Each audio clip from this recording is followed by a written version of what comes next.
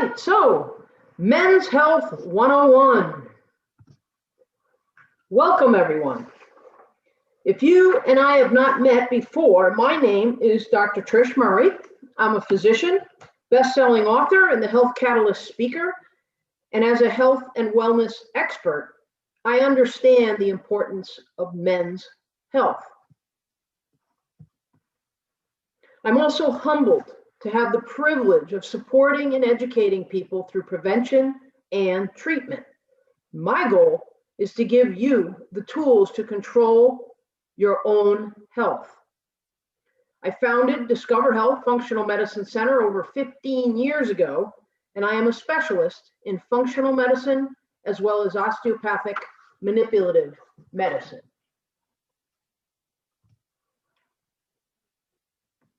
Now, men go to the doctor less than women. This is a fact. And the fact that men go to the doctor less than women may account for men's shorter lifespan, actually. Because when it comes to seeking care, most men will brush off annual visits and preventive check-ins. But the question is, why? Well, many men report vague issues like busy schedule. However, there may also be deeper issues at play that some men have admitted to, including attitude. Attitude revolves around having a macho attitude that can account for a number of missed visits to the doctor. Studies reveal a link between self-reported masculinity and resisting routine physical exams. Another issue that might keep men out of the doctor's office or out of the medical world is fear. A recent survey revealed that 20% of men, that's 1 out of every 5 men, reported fearing a poor diagnosis as the main reason for not getting regular checkups. Another reason is discomfort. And that's another major reason that accounts for men's lack of enthusiasm for annual visits, is becoming uncomfortable with the exam itself, the physical exam, in particular, of course, rectal exams and other invasive tests that are apt to give men hesitation about seeking preventative care. But the bottom line, there is certainly a link between masculinity and vulnerability. Many men wait until symptoms are persistent before seeking medical care.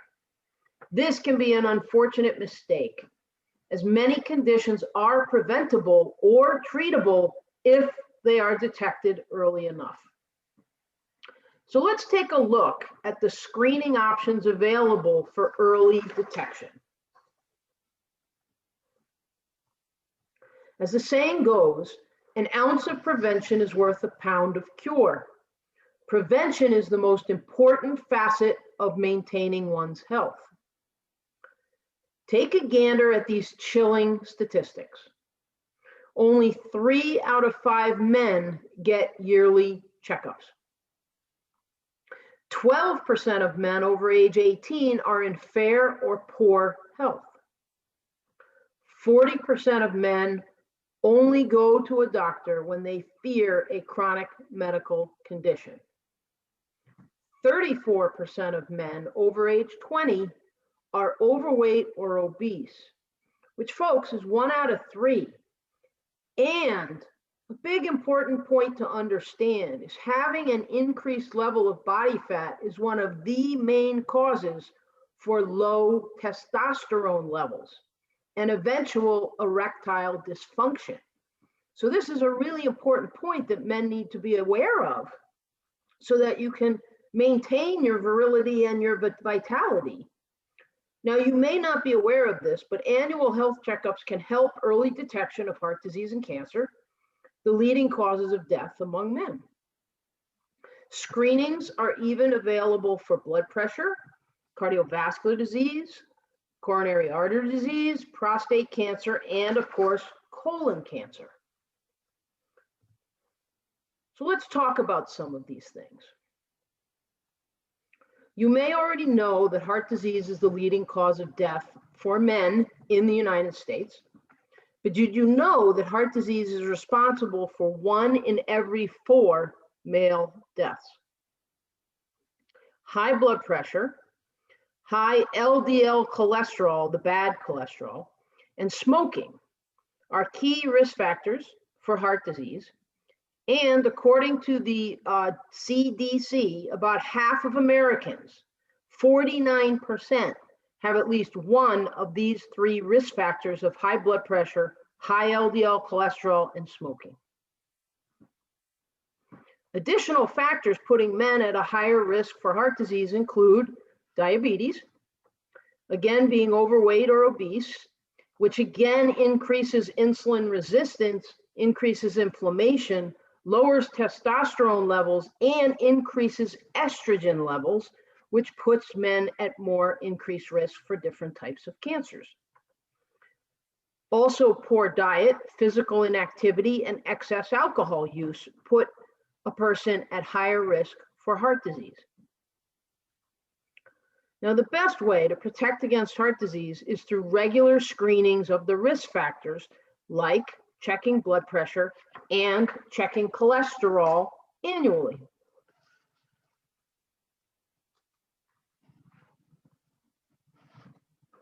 Nearly 50% of all men over the age of 50 years have what's called PIN, P-I-N.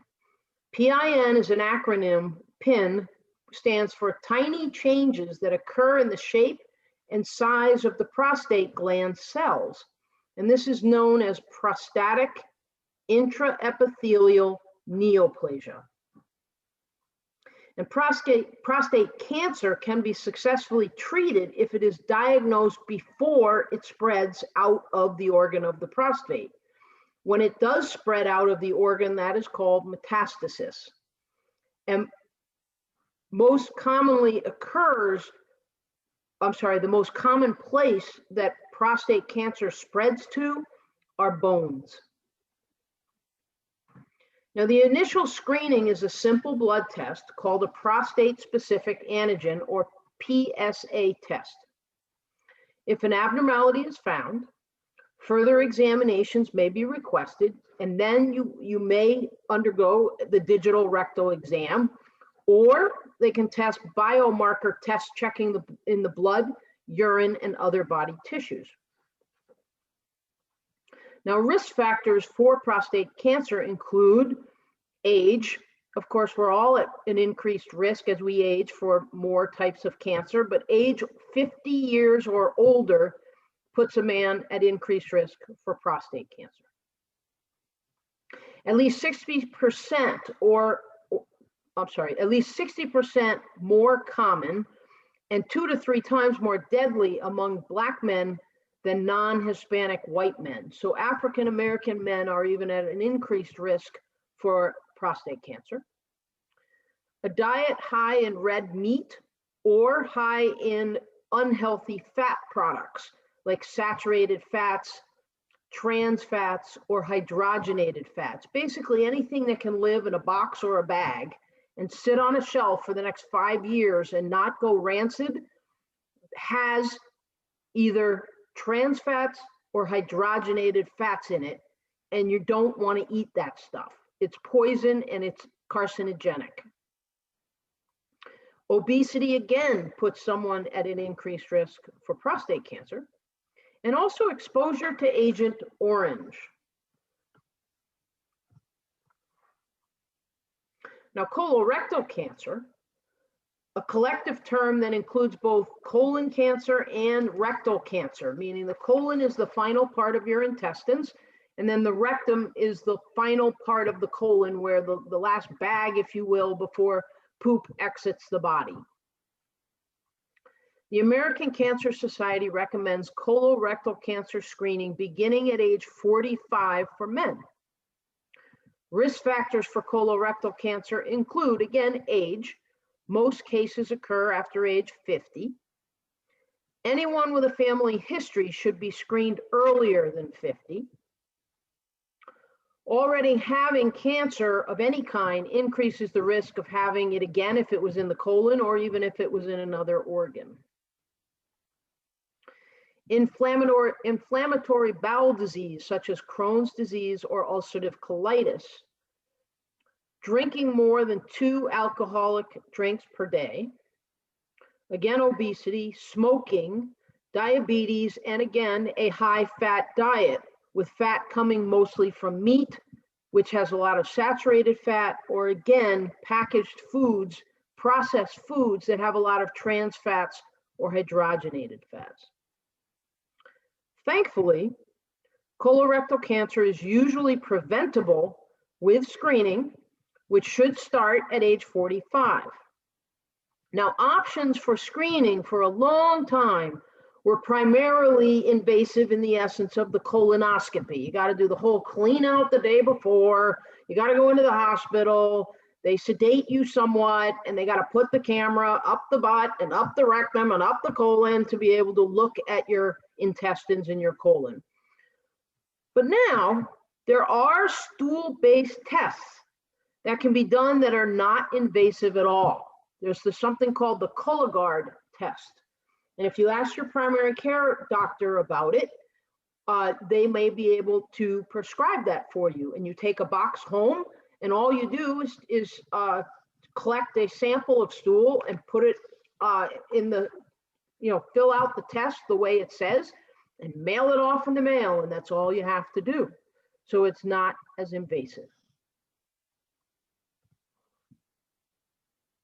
Now, older men are twice as likely to develop melanoma as women of the same age. In fact, by age 80, men are 3 times more likely than women in that age group to develop melanoma.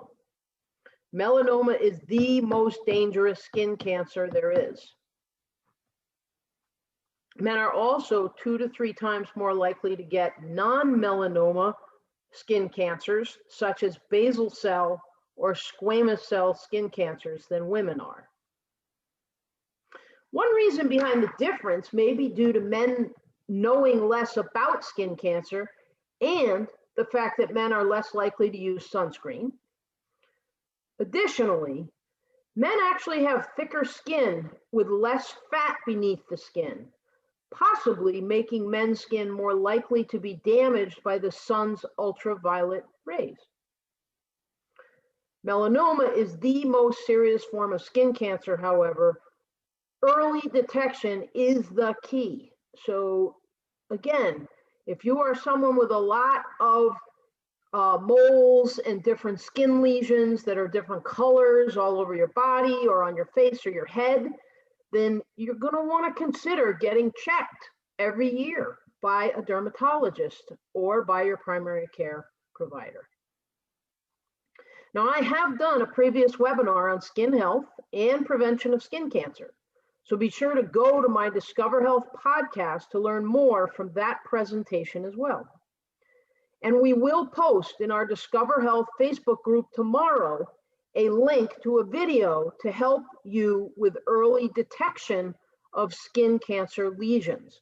Now, if you are not already a member of our Discover Health Facebook group, all you got to do is go to Facebook and go to our our business page for Discover Health Functional Medicine Center. So look it up, Discover Health Functional Medicine Center. Go to our Facebook main page, and then look on the page, and there's a place to just request to join our closed Discover Health Facebook group. And that's where we will post these links tomorrow for you. It's also a place you can ask questions. It's also a place that our health coach Trish, does a weekly Coach's Corner. It's also a place where we post numerous things on our daily basis. And it's a place you can ask questions or share ideas. Now, the risk for hypertension or high blood pressure, again, increases with age. But would you believe that 1 in 3 Americans, 1 out of every 3 people, have high blood pressure? In fact, Over half of all Americans age 60 and older have it, and over a lifetime, the risk of developing high blood pressure becomes 90%. The risk in men increases with age. It begins to climb when men hit age 45. High blood pressure is especially dangerous because people can have it for years without knowing, which is why regular screening is so important. Factors leading to high blood pressure include a high salt diet, a low potassium diet, too much alcohol, lack of physical activity, obesity, and family history. Now, the screening for high blood pressure is simple, as high blood pressure is usually diagnosed using the familiar blood pressure test that involves a cuff that's wrapped around the upper arm. Normal blood pressure is considered to be anything below 120/80. Remember, the upper number is called the systolic blood pressure, and the lower number is called the diastolic blood pressure. An optimal blood pressure is a systolic reading between 120 and 129, and a diastolic reading lower than 80. Hypertension is defined as blood pressure that is higher than 135/80.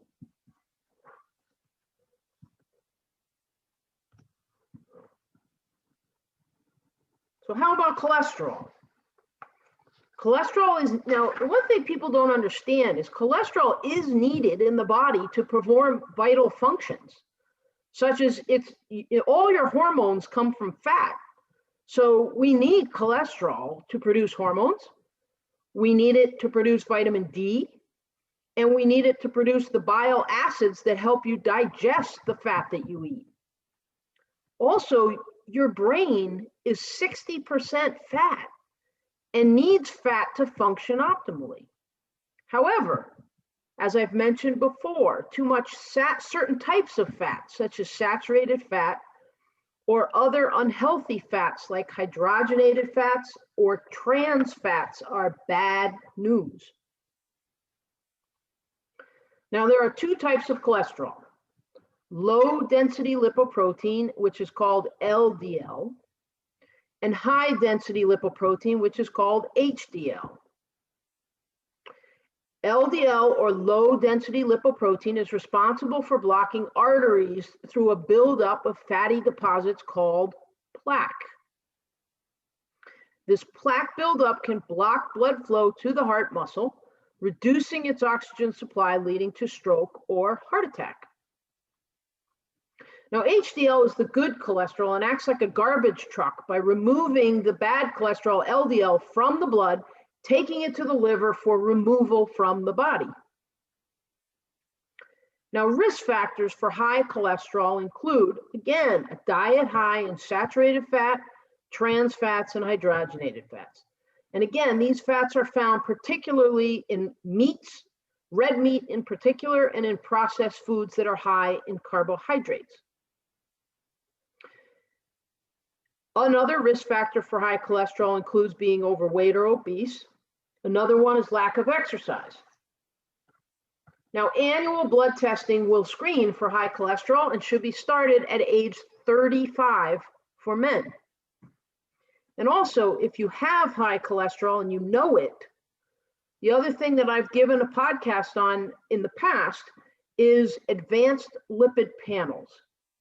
The traditional lipid panel that most people have had is for people, that's where you want to start, again, at age 35. But if you're told you have high cholesterol, you may want to consider finding a medical provider that's familiar with an advanced lipid panel.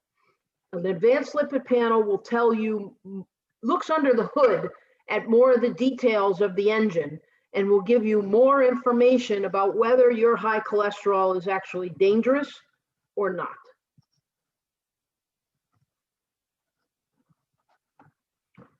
Now, did you know that men develop diabetes slightly more often than women do? In fact, according to the Centers for Disease Control and Prevention, 14% of adult men in the United States have been diagnosed with diabetes, compared with 11% of women. General symptoms of pre-diabetes. So most people that develop adult onset diabetes, which is the most common, develop first pre-diabetes and then go on to be diagnosed with full diabetes. And again, this is why you want to get screened, so you don't have to go fully on to type 2 diabetes if you can avoid it. But general symptoms of pre-diabetes include skin infections that won't heal well, feeling excessively tired, poor dental health, having inflammation of your gums and things. Inability to attain or sustain an erection is a concern for pre-diabetes, actually. Overactive bladder with increased urinary frequency and blurred vision. Men generally don't seek attention until they have full-blown diabetes. This is a huge mistake. Early detection and lifestyle changes make it so much easier and quicker to reverse pre-diabetes, so you don't have to go on to develop full-blown diabetes. The American Diabetes Association recommends all patients undergo diabetes screening at 3-year intervals beginning at age 45, especially people who are overweight or obese. When multiple risk factors are present, screening should be done at an earlier age and more frequently than every 3 years. And the way we test or screen for pre-diabetes or diabetes is by a fasting blood sugar test that is the typical test. And what that means is that you wouldn't eat anything after midnight. You can have your dinner the night before, but you don't have anything after midnight. The next morning, the only thing you would drink is water and just go get your blood drawn so that it's done fasting.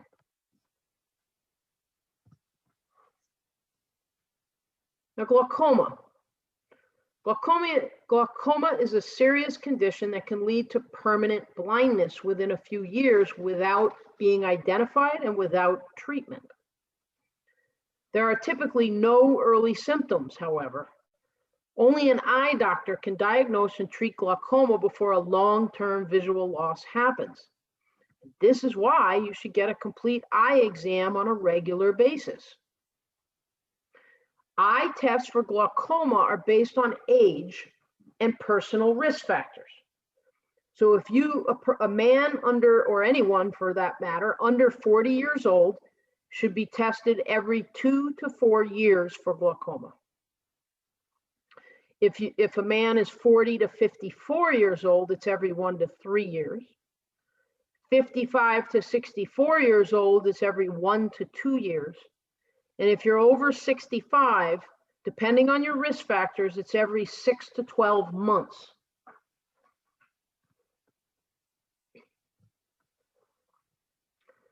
Now let's talk about the almighty testosterone. Obviously, this is an important topic for all men. Testosterone is the primary sex hormone in men and plays various roles in the body.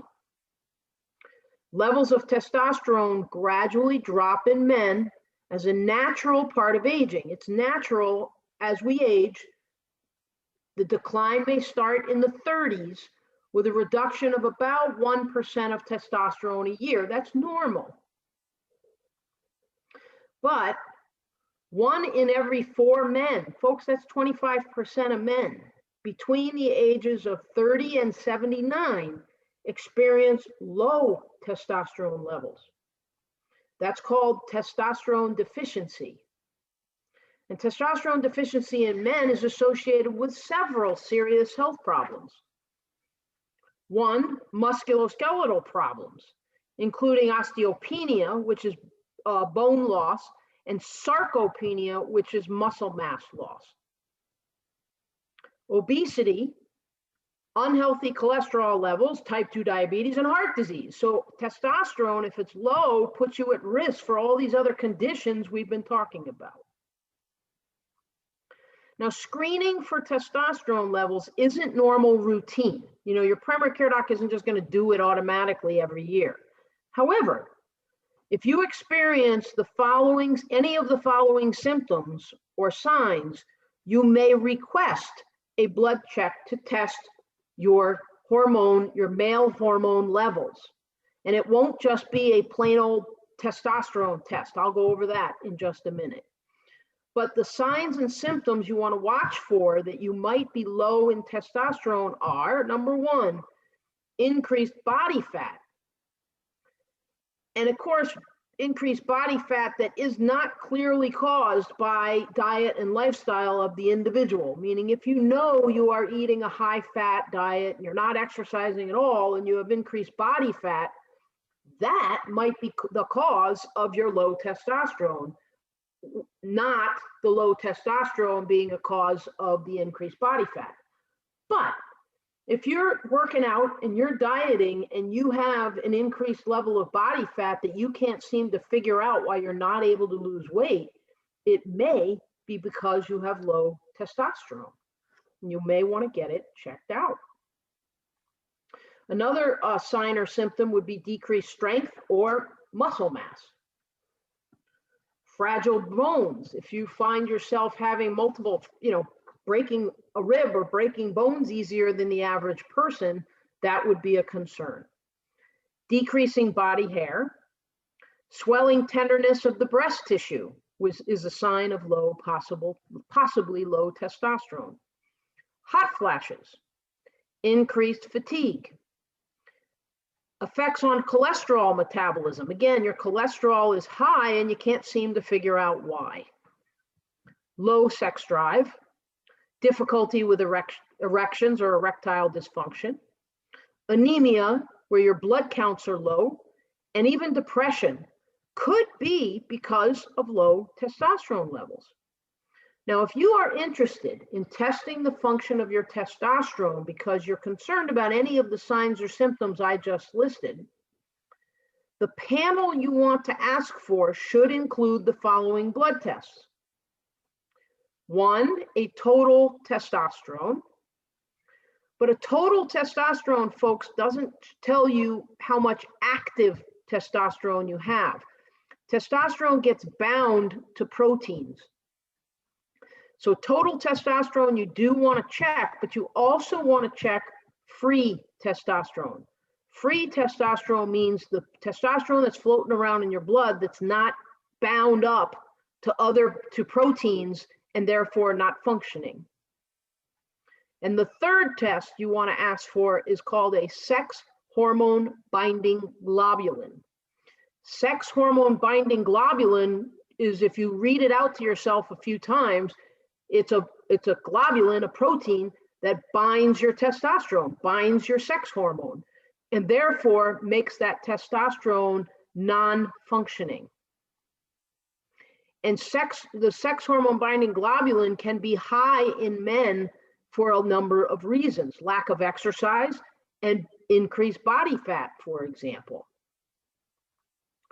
So the blood also on these tests for total testosterone, free testosterone, and sex hormone binding globulin should be done in the morning, typically between 8 and 11 a.m. And the purpose of doing this in the morning, the importance of it, is because men, you have a circadian rhythm of testosterone production by the testicles. So you want to make sure you get your tests done at the right time of day for the optimal level of your testosterone blood test to be accurate. Now, testosterone and testosterone deficiency or issues is a big topic, and I understand that. So I've decided, while I've been putting this talk together for Men's Health 101, to take it to another level and do a Men's Health Talk 202 specific on testosterone. And I will put that talk together further as one of my podcasts, and I will do it specifically on testosterone therapy, a review of clinical applications. And I'm researching for that, and I'll put that talk together, and then I'll record it. So watch for it as a future episode on my Discover Health podcast. All of my webinars that I do get posted on my Discover Health podcast. So watch for this Men's Health 101. You could share it with friends. And then after this, I will do another one on Men's Health 202, let's call it, on specifically talking more about testosterone, testosterone deficiency, and treatment of, well, testing for and the workup of and the treatment for testosterone deficiency.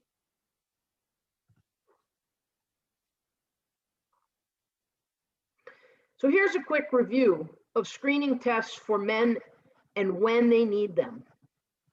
So your annual screening. So every year you should consider having a screening for prostate cancer starting at the age of 50. You should do an annual screening for colorectal cancer starting at the age of 45. Annual screenings for skin cancer, annual screenings for high blood pressure, and are at any age, and annual screenings starting to check your cholesterol starts at age 35. Diabetes screening is not every year, but every 3-year interval beginning at age 45. And to review that list of glaucoma screening, under 40 years old, it's every 2 to 4 years. 40 to 54 years old, it's every 1 to 3 years. 55 to 64 years old, it's every 1 to 2 years. And older than 65, remember, was every 6 to 12 months, so at least annually.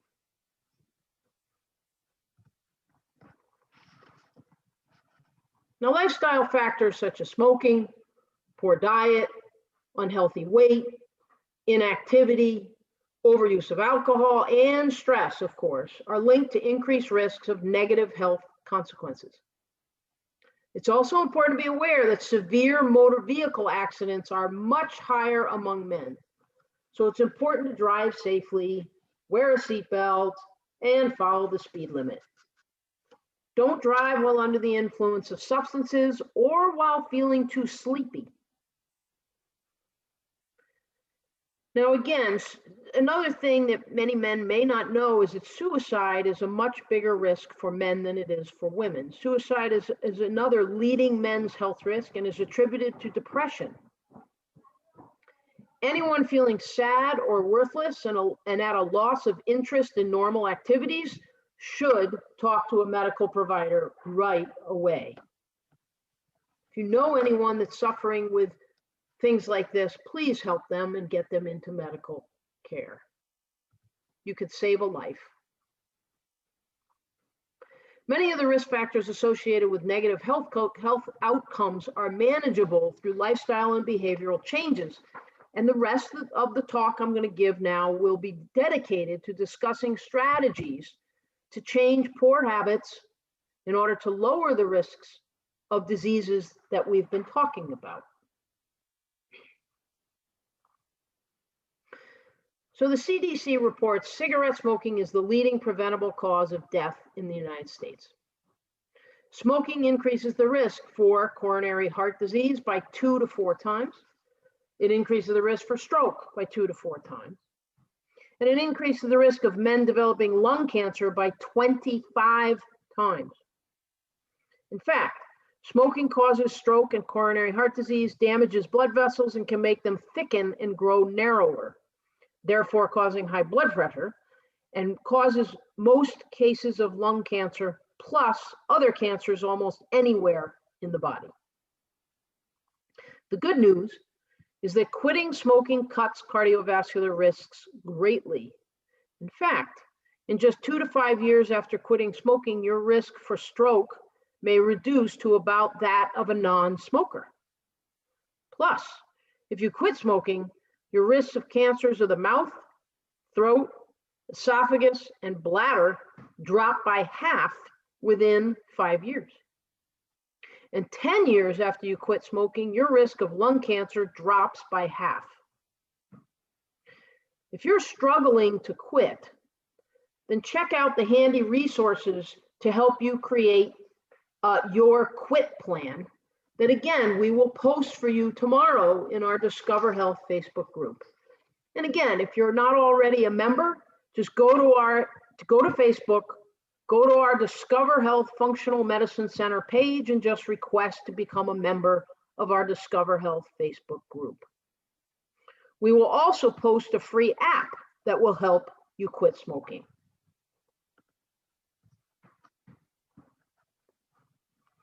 Now, health and wellness advocates all agree that diets emphasizing fresh, whole ingredients and minimizing processed foods are superior for overall health and wellness.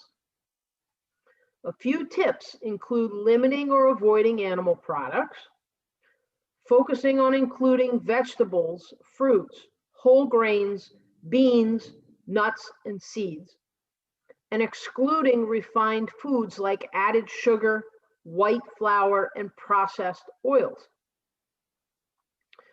One thing I would recommend you focus on is eating all the colors of the rainbow every day. And of course, I don't mean Skittles and M&Ms. Select vegetables and fruits that are red, orange, yellow, green, blue, and purple like this slide is showing. And if you're someone who doesn't like vegetables, then please learn how to make smoothies. Smoothies are one of the best places to hide vegetables. Take a handful of mixed greens and put it in the blender, and then throw on top of it some yogurt, throw on top of it some peanut butter, throw on top of it some frozen fruit, pour in some almond milk or some coconut milk or some regular milk, blend the heck out of it and drink it. And I promise you, you will not even taste the lettuce that you put in there. So if you're a guy who doesn't like vegetables, find a way to hide them in other things that you're eating and ingesting. So let's talk for a moment about body mass index, BMI, which is calculated from your height and your weight. You are considered underweight if your basal metabolic index, your BMI, is below 18.5. And that's not healthy either, guys. If your body mass index is below 18.5, you're putting yourself also at risk for chronic health problems. Whereas a normal body mass index is anywhere from 18.5 to 24.9. Overweight is anything from 25 to 29.9. And obese is anything above 30. Now, according to the CDC, men who are obese, so therefore with a BMI greater than 30, are at a higher risk for heart attack, stroke, type 2 diabetes, some types of cancers, depression, and many ailments. And don't forget, increased body fat leads to increased estrogen and insulin in men, because body fat puts out more estrogen and causes more insulin resistance. And that causes a decrease in what? It causes a decrease in testosterone. So if you want to stay vital into your older decades, then be sure to eat right to maintain a healthy BMI. It's important to manage weight for disease prevention. Thus, eating better and being physically active are the main keys to achieving a healthy basal metabolic index. And we will post a link to what's called a BMI calculator, where you put in your height and your weight, and it will automatically tell you what your BMI is. And tomorrow, again, in our Discover Health Facebook group, we will post a link to this BMI calculator so you can just figure it out for yourself. Physical activity, without a doubt, folks, is a key to health and longevity. The United States Department of Health and Human Services provides science-based guidelines to help children and adults in the United States improve their health through appropriate physical activity exercise. Recommendations state that adults, quote, should do at least 150 minutes Folks, that's 2 hours and 30 minutes a week of moderate intensity exercise. Or only 75 minutes, 1 hour and 15 minutes a week of vigorous intensity aerobic activity like sprinting or running, or let's say a spin class or something. Or an equivalent combination of moderate and vigorous intensity aerobic exercise. Folks, we're talking less than 3 hours of exercise a week. Divide by 7, 7 days a week. We're not asking for that much. You've got to get out and do something. Aerobic activity should be performed in episodes of at least 10 minutes. Preferably, it should be spread throughout the week. To just be a weekend warrior is not going to really keep you in optimal health. You want to spread it out. For additional health benefits, adults should increase their aerobic physical activity over time and work up to it to 300 minutes or 5 hours a week of moderate intensity, or if you're doing vigorous high intensity, only 150 minutes a week of that. Muscle strengthening activities like weightlifting that are moderate or high intensity and involve all major muscle groups on 2 or more days a week should also be incorporated for optimal health outcomes. And weight resistance training, folks, is going to be one of the best things to maintain your testosterone. And the majority of people are becoming tight and sore as we age due to being dehydrated and your connective tissues being too dry and tight and leading to osteoarthritis because your bones are not hydrated enough, the connective tissue is not hydrated enough, everything's too tight, you're not getting enough blood flow, you're not getting enough juices to the joints, and so you're degenerating. In order to help you loosen and hydrate your joints and your connective tissues, we've created something to help. It's called Discover Health Movement Membership. This is an all-online movement program that will help you meet your exercise requirements and will give you the tools to keep yourself moving and feeling young and mobile no matter what your age. To join up or to learn more, go to Discover Health, our website, discoverhealthfmc.com, and there will be a link right to joining the program.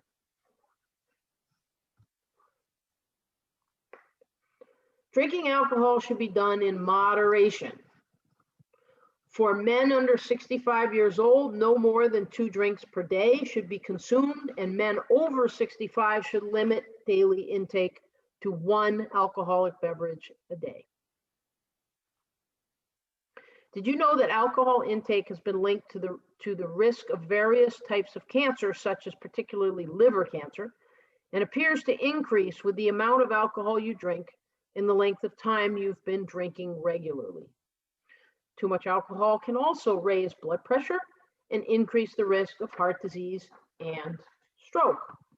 Alcohol also destroys a person's sleep cycle.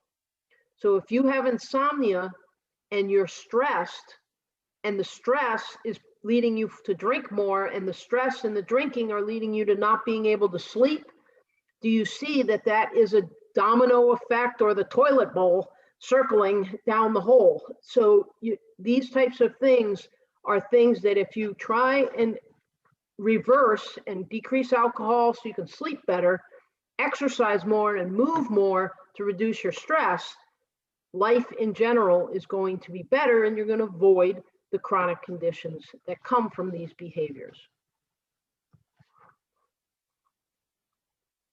Now, stress is a major contributor to many of the poor health outcomes we've discussed today. Stress is bad for the heart. It can lead to poor eating choices, which can cause fat accumulation around the belly and eventually lead to type 2 diabetes. Stress is also linked to mental health concerns such as anxiety and depression. It's important to include stress-reducing activities like breathing exercises and, again, physical activity into daily routines. Now, again, high vigorous, high testosterone building exercise in short spurts is great for you. It's also great to reduce stress, But also I want to point out that that type of exercise is also stressful for the body. So please be sure to think about the fact that you want to balance your high intensity, vigorous exercise with also lower intensity exercise like a walk in the woods, or something like our yoga, or something like our self-myofascial release class, or something like our movement for longevity class in our Discover Health Movement membership program.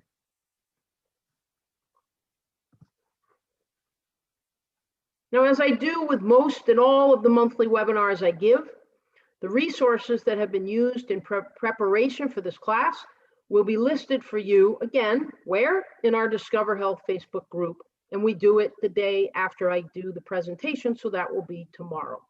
So again, if you are not already a member, be sure to go to Discover Health Functional Medicine Center Facebook page and just request to join our Discover Health Facebook group.